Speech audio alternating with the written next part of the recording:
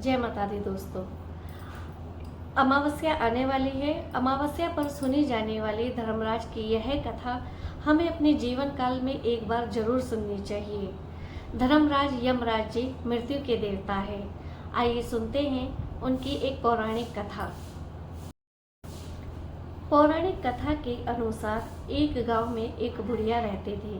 वह खूब व्रत पूजन पाठ किया करते थे। जब उसकी उम्र पूरी हो गई तो उसे एक दिन यमदूत लेने आए और वह उनके साथ चल दी। रास्ते में चलते चलते एक गहरी नदी आई तो यमदूत ने उससे पूछा कि माई तुमने गोदान किया है या नहीं।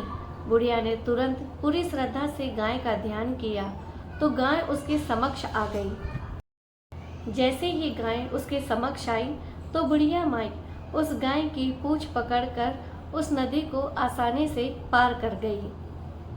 चलते चलते कुछ देर बाद बुढ़िया माई के सामने कुत्ते आए। तब यमदूत ने कहा कि कुत्तों को कभी खाना दिया था। तो बुढ़िया माई ने फिर कुत्तों का ध्यान किया तो वे रास्ते से चले गए। बुढ़िया फिर से आगे बढ़ने लगी।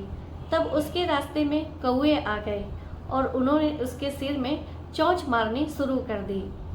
तो यमदूत बोले कि किसी ब्राह्मण की बेटे के सिर में कभी तेल लगाया था या तेल का दान किया था। तो बुढ़िया ने फिर ब्राह्मण के बेटे का ध्यान किया तो कौवे वापस चले गए। कुछ आगे बढ़ने पर बुढ़िया के पैर में कांटे चुभने शुरू हो गए। यमदूत बोले कि खड़ाऊ का दान किया था या नहीं किया था। बुढ़िया ने उनका ध्यान किया तो खड़ाऊ भी उसके पैरों में आ गई। बुढ़िया फिर आगे बढ़ी तो फिर चित्रगुप्त जी ने यमराज से कहा कि आप यहाँ इसे लेकर क्यों आए हो। तब यमराज जी बोले कि बुढ़िया ने दान पुण्य तो बहुत किए हैं लेकिन उन्होंने अपने जीवन में धर्मराज जी के लिए कुछ नहीं किया, इसीलिए आगे के द्वार इसके लिए बंद है।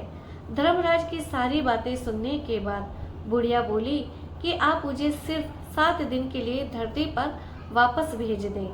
मैं पूरी श्रद्धा से धर्मराज का व्रत करूंगी, उद्यापन करूंगी और उनकी कहानी भी सुनूंगी और सुनाऊंगी। यमराज ने उन्हें धरती पर वापस भेज दिया।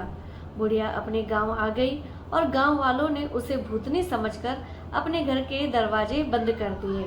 वह जब अपने घर गई तो उसके बहू बेटे ने भी डर के मारे सारे दरवाजे बंद कर दिए। बुढ़िया ने कहा कि मैं भूतनी नहीं हूँ, मैं तो धर्मराज जी की आज्ञा से सिर्फ 7 दिनों के लिए इस धरती पर वापस आई हूँ। इन 7 दिनों में मैं धर्मराज जी का व्रत और उद्यापन करूंगी और उनकी कहानी सुनूंगी और सुनाऊंगी। इससे मेरे लिए परलोक के रास्ते खुल जाएंगे। बुढ़िया की ये बातें सुनकर बहू बेटे उसके लिए पूजन की सामग्री ले आए, लेकिन जब बुढ़िया कहानी कहती है तब वह हुंकारा नहीं भरती, जिससे बुढ़िया बाद में अपने पड़ोसन को कहानी सुनाती है और वह हुंकारा भरती है।